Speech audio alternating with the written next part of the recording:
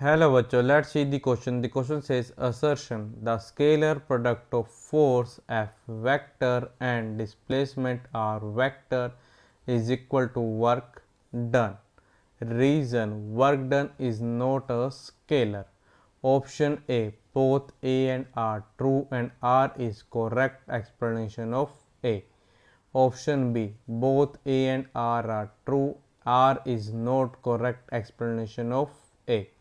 Option C, A is true but R is false. Option D, A is false but R is true.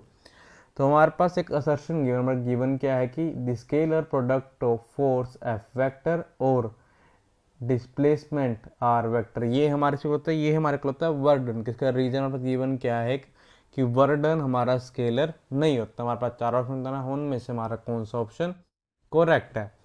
Firstly I will tell you कि concept, और एक ही concept आपकी help करेगा इस question को solve करने में। तो फर्स्ट की कॉन्सेप्ट है हमारे पास कि the scalar product of two vector, हमको पता है कि स्केलर प्रोडक्ट कैसे कह सकते हैं, हम डॉट प्रोडक्ट भी कह सकते हैं, ऑफ टू वेक्टर। ये हमारा करता है, ये होता है हमारा एक scalar quantity, is a scalar quantity. ये हमारे को होते एक स्केलर क्वांटिटी होती है।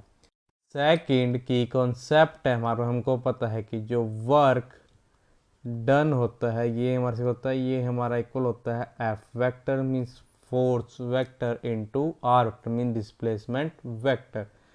Hair F vector is force vector and R vector is okay तुम्हारा डिस्प्लेसमेंट वेक्टर। डिस्प्लेसमेंट वेक्टर हमारे को इम्प्लाई कर देगा, दिस इम्प्लाइज इज दैट, अगर अपने फर्स्ट कॉन्सेप्ट का यूज करें हमारे पास देखिए जो हमारा वर्क डन है वो हमारा स्केलर होगा। Work done is scalar, work done हमारा होगा स्केलर होगा। देखो इसका मतलब क्या है कि वर्क डन हमारे पास आ जाएगा स्केलर, तो हमारा रीजन क्या हो जाएगा इनकरेक्ट। अगर हम सेकंड कॉन्सेप्ट का यूज करें हमारे पास आ जाएगी जो हमारी असर्शन थी वो क्या थी हमारी करेक्ट थी, इसका मतलब हमारा ऑप्शन सी क्या है करेक्ट ऑप्शन है। So the final answer is option C is correct option. I hope you understood it well. All the best, thank you.